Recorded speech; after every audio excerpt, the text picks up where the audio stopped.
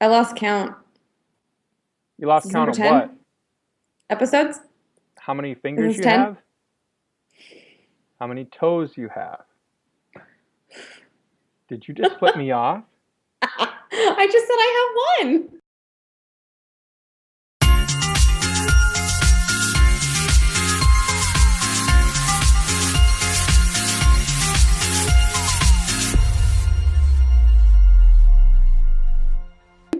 Oh, I am so recording this and we are live. Creating Connections podcast number Oh, 10. you're a horrible person. 10. Jody, the diamond cutter's 10. for you. Jody, the diamond cutter's for you. There we go. Welcome to Creating Connections podcast number 10. My name is Gitomer Certified Advisor. Well, that's not my name, that's my title. My name is Mitch Taylor, Gitomer Certified Advisor, and this is. Vickie Musni, certified personality You're trainer. not going to put your title before your name? No, I like my name. Okay, me too. Well, I like my name. Your last name was a little Yeah, difficult for me I to know what you pronounce. meant. If you go back I to know, that's why you make me say it now. previous It's fine. episodes, you'll get that. So today's podcast, we're going to talk about an upcoming cruise that we're Yes. both going to be on and kind of give you a little insight into the cruising life. And what else do we have on deck today, Vickie? I found an article that Stacy Zemon published last week that I thought would be fun for us to talk about. It's called Five Traits of Great DJ Leaders. I think it's And Zemon, by the way. say it again. I think it's Zemon. Zemon? I think. I'm sure. Yeah, I should ask her. I don't really know her other than online, but Yeah. I kind of care about trying to pronounce people's names properly, so I will try to learn that. Why should But you I think do it's a that? great article, and I think it applies to more than just DJs. It's leadership in general and anybody who manages a business or is involved with an organization. Absolutely. And then we're going to talk about some training, right? And our Yes. upcoming guest on next week's episode. The first thing is the top 10 silliest things, for lack of a better phrase. We could say stupid. They're beyond silly. Okay, fine. Stupid. I think it was dumbest on this one. Whatever. Maybe. Questions ever asked on a cruise ship. Now, Vickie and I are going to be presenting on the Wedding and Event Professionals Cruise upcoming. If you hadn't had a chance to check that out, we encourage you to go to wepcrews.com. I'll put the link right here as well. Just click on that link, and that will take you to the site. You can call Debbie. You can get booked on the cruise. And it was, by the way, formerly the DJ Cruise, if Yes. people knew it as that name, but it definitely has material relevant to more than just DJs. So that's why it's been renamed. But in case people know the history of that cruise, Absolutely. it's the same matured. thing. Now we're including all wedding professionals on the cruise. We have two excellent wedding planners that are going to be on the cruise with us, in Sherry and Debbie, right? Mm-hmm. And then we also have David Lewis from Dynamic Sounds in Hawaii. And David runs a phenomenal company, a great, great businessman. And who does more than just entertainment, yeah, too. absolutely. Yeah. David, I owe a great deal of insight to from his grooms workshops and his understanding your timeline workshops, which have been invaluable to me in growing tailored weddings. Well, tailored He's weddings. amazing. There you go. There's tailored There weddings. you go. You got it. All right, so let's dive in. And this is kind of me coming full circle. I was interviewed by Michael Lenstra, who came to Midwest DJs Live 7 that we had in Milwaukee last month.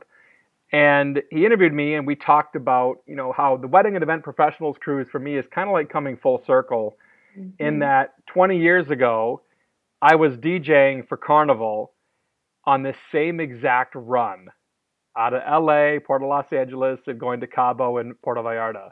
And now 20 years later, I'm speaking on this same exact cruise. So it's kind of me coming, full circle. Yep. And so I have some specific insight in regards to these questions since I used to work on Carnival. So Vickie, why don't you fire away? Well, I just want to say I'm kind of the opposite. I've only been on 2 cruises. Previously, I went on the DJ cruise back in 2013, I think, and I think my first cruise was in 2009, Oh, wow. where I just went with some family. So I'm much newer on the cruising scene, and so I think even though I didn't ask any of these questions, I have a list. So these are some of my favorites, and then you can just kind of share if anybody Sure. has said anything similar to you or how you would handle this All as right. a Carnival employee. Sure. Fire away. All right. How about, has this ship ever sunk?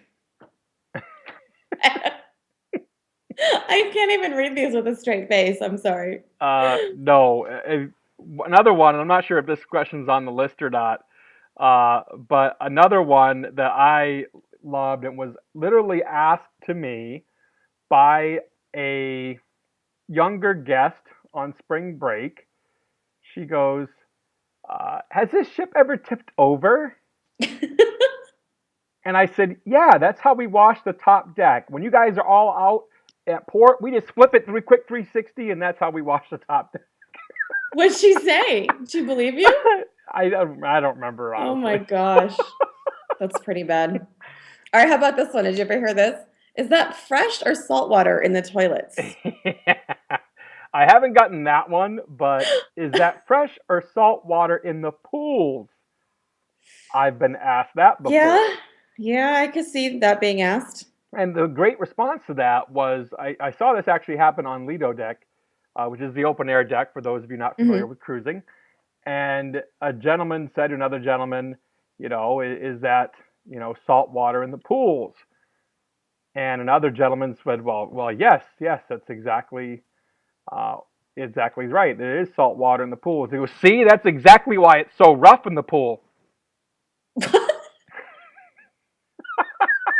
It's not because of the ship moving or anything. It's the No, salt no, water, nothing right? like that.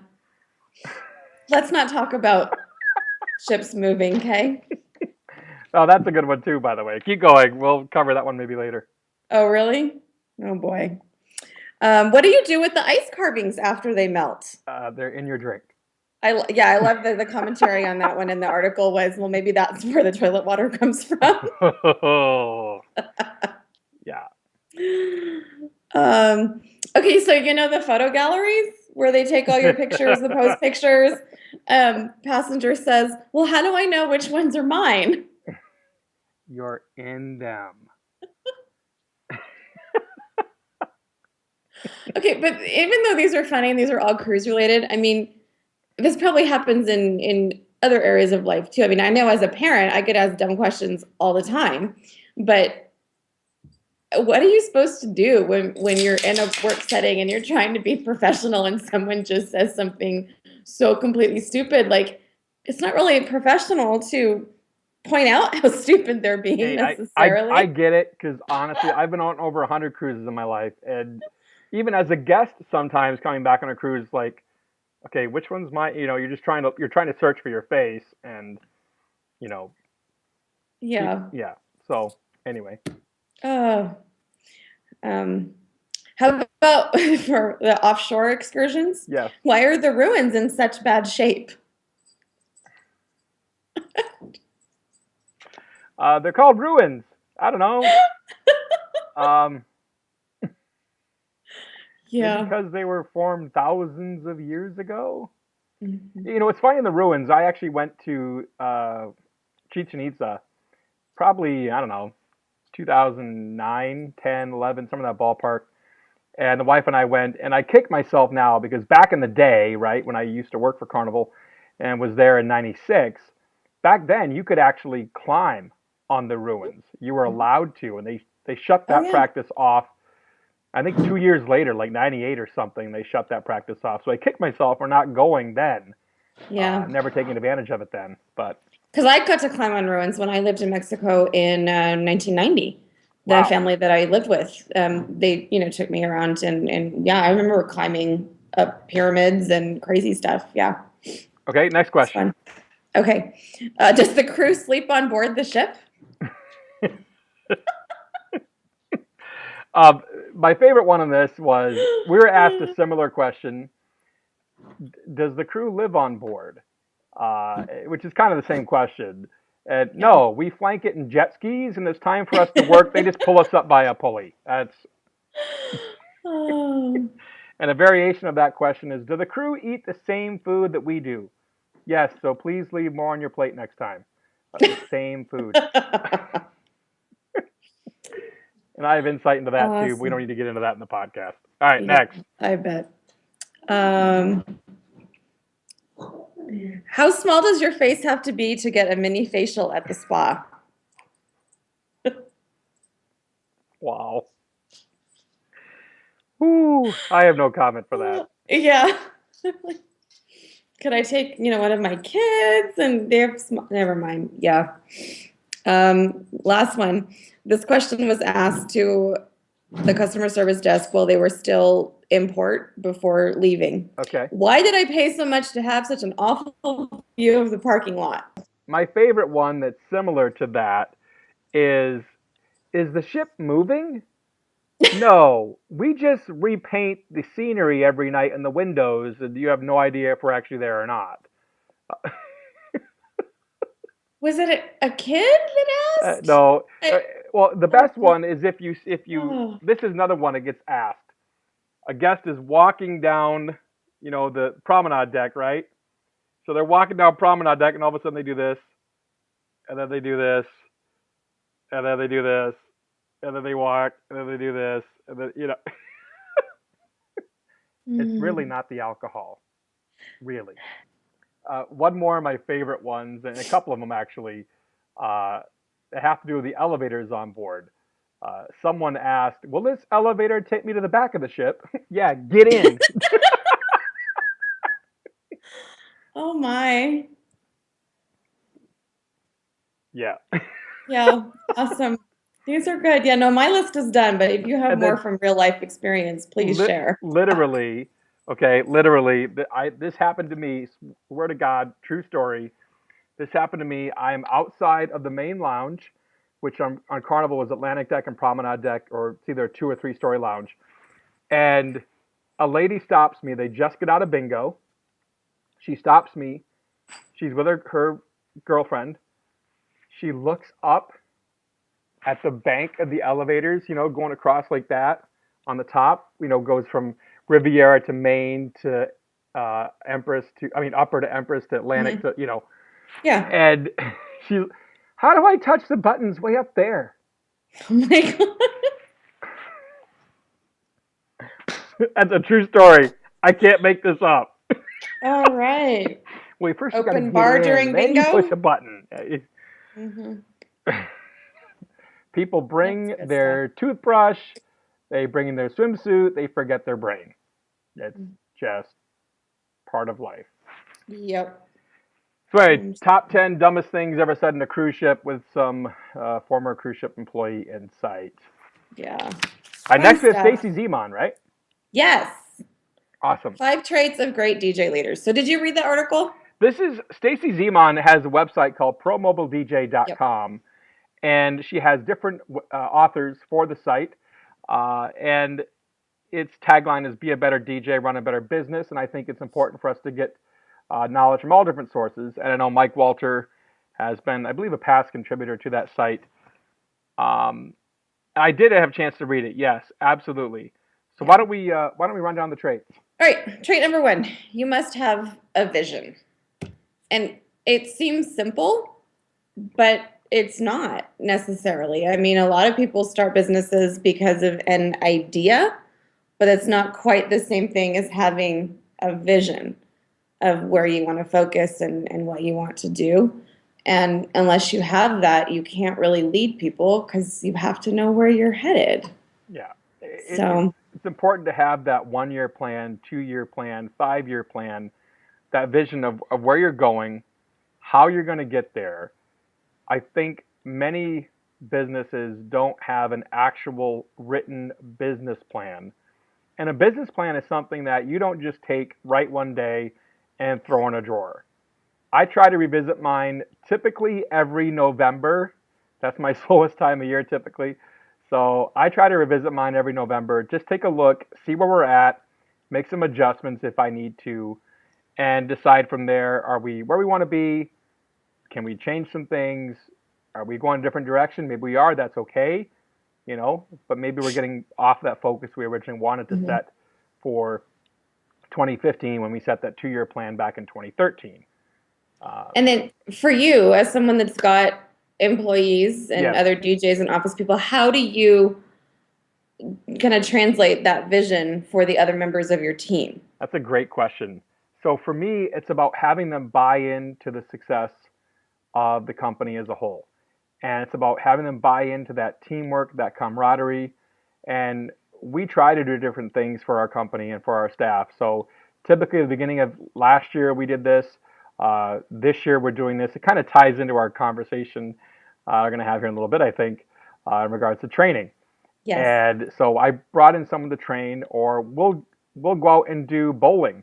Last year, start of the season, we did bowling and did a company outing to go bowling together. We've all gone and sang karaoke. We have a company party at the end of the year where we go out to a really nice restaurant. They bring their significant others. The company pays for dinner, and everyone enjoys the time spent. And so I think when you can have that family environment, that team environment is probably a better way to say it. Mm-hmm. It lets your staff buy in more to what your vision is, where you want to go, what you want to be. Okay. I like that. Yeah. And that, of course, goes back to creating connections, Yes. our theme. That the more you're connected, that you share your vision naturally Yes. because of the relationships and the level of involvement that people have. It's not like, okay, now we're going to have a meeting and I'm going to put the vision up on the PowerPoint. Yeah. And it comes out of real connections. Yes. I Absolutely. like it.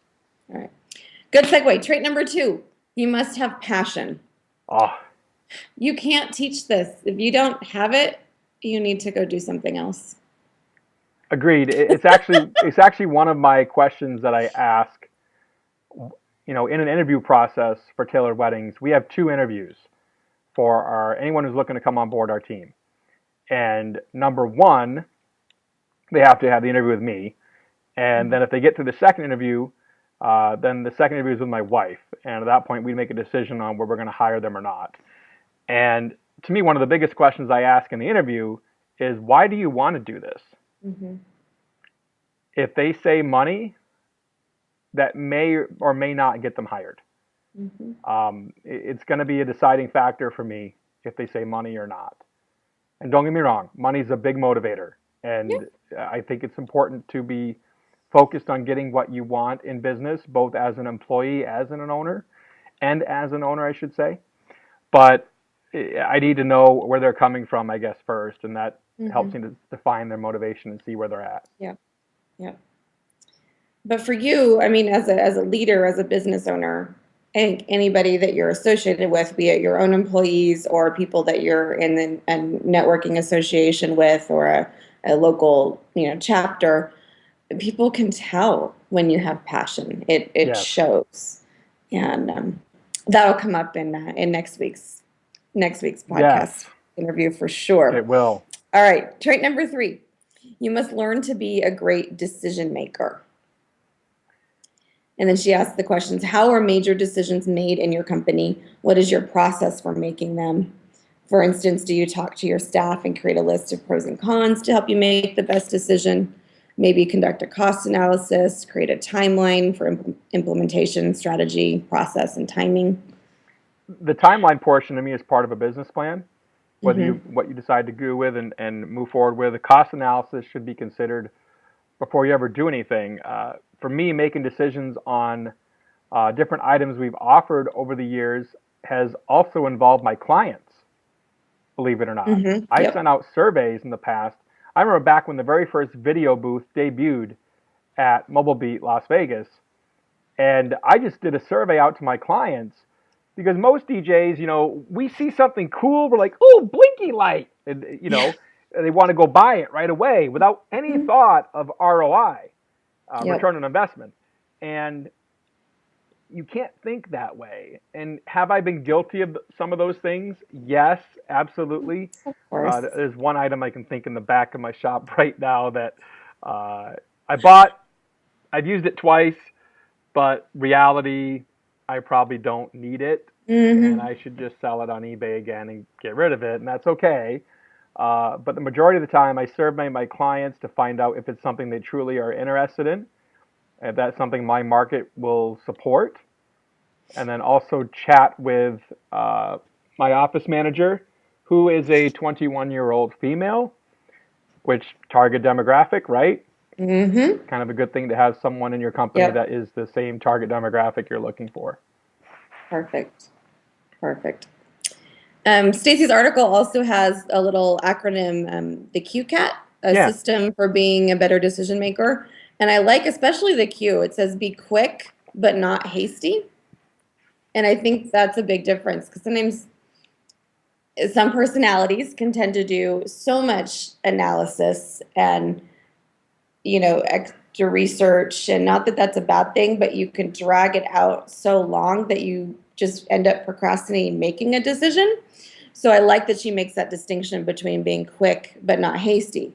You still need to do some research and be responsible, but don't drag it out forever and, yeah. take everything through committee. You just sometimes have to be the leader and One of the very first just disc go with jockey it. news articles that I wrote was called Analysis Paralysis. And I featured it on my blog as well here just recently, Mm-hmm. mitchtaylor.net/blog. And it, I think sometimes we can get too bogged down Mm-hmm. and forget that sometimes, getting something out the door to the public is better than sitting on it forever and maybe not capitalizing on the opportunity that exists in front of you right now. Because if someone else gets to market with it first, Yep. you've lost that opportunity. Yeah, so she's got these great, comparisons. So the Q is for quick, Yep. and then she clarifies, but not hasty. C Yep. is for committed. She says, be committed to your decision, but not rigid. And I like that because at some point, all of us have made a bad decision, or we've tried something and later realized, well, maybe I need to revisit this, or maybe this isn't working the way I thought it was going to. So yes, you want to be, all in the sense and, make a decision, but don't be afraid to admit that you're wrong. Don't be so rigid that you don't have room to tweak things Yeah. afterwards. So I like that.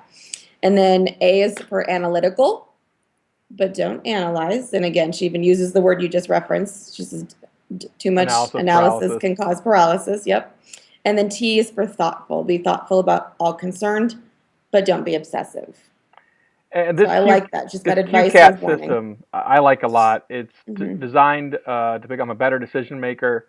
And again, I completely concur with the thoughts that are listed there as well. Trait number Okay. 4 is you must be a team builder. And that goes back to how we started this conversation, with, I think, was building real relationships and helping your employees be invested in what you're doing. It's important that everyone buys in, and you can't let anyone start pointing fingers. Mm-hmm. And it's important for each person to take responsibility for what they are involved in, what their role is. And it goes back to training as well. Yep. And this is something, Mike Walter has for running your multi-op is a whole training system. And my training program is kind of a conglomeration between everyone who's influenced me. But if you don't have a training system in place, then your business will fail. Well, and I'm thinking about team building too, and I know there's a lot of obvious application with the multi-ops, but there's a lot of people that you and I know in this industry and others maybe listening who are single ops. But you have to have a team, whether it's your spouse or significant other who's Okay. just there supporting you, or if it's, another friend or colleague or business mentor. So I think, building that team is big and can mean a lot of different things to different situations. Okay, so I'm going to stop you right there because Yeah. jot this down. This is a whole nother podcast. Yep. So seriously, make a note. Yep. And we could talk about that because it's something I learned with Carnival Cruise Lines in regards to that I want to share on a podcast. Okay. I think it'd be great. Cool. And then trait number 5, you must have character. Without character, all the other keys are for naught. I would agree with that. You Yeah. I mean, have to have character. Go ahead. to be a leader, you have to be the kind of person that somebody is going to want to follow. Period. And if you don't have character and integrity, people aren't going to follow you, at least not for very long. No, absolutely. And I also see that this kind of jumps back into leadership style assessments available on the market Mm-hmm. Yep. with Myers-Briggs, it mentions, and also the 360-degree feedback model. Have I should you? probably send Stacy one of my books too. Yeah. Yeah, Just I've taken the Myers-Briggs. I think it's a wonderful system. me too. And as I've mentioned earlier, it's just not the system I teach because I chose one that's a little more accessible and quicker to be able to grasp and apply. There's not as many different terms that you have to learn and things like that. But it is a good system, and there's a lot of great things out there. So I don't want to say, oh yeah, mine's the only way. It's certainly not. I just have my way of presenting, the material and discussing strengths and weaknesses. But taking one test is better than not taking any. But yeah, I'm a big believer in understanding yourself and what skills you have naturally and what you need to work on, and also admitting where your weaknesses are and being intentional about coming up with a plan to, address those either by staffing appropriately or, further education or further training for yourself so you can be a better leader. It's So, important to stretch and grow as much as you can. yeah. So our You're going to put the link to this whole article, right? yes, Also? I'll put the Okay. link to the article in the Perfect. podcast. We'll also put it on the YouTube comments so that if you want to reach out and seek Stacy for more information, you can. This podcast is all about creating connections, how you can create better connections with not only your staff, but also your fellow team members and for yourself to become better as an individual and grow your company to become better. Yeah. I'm Gitomer Certified Advisor Mitch Taylor. And I'm Vickie Musni, Certified Personality Trainer. And up next, we get to talk about passion. Yes. See us next time.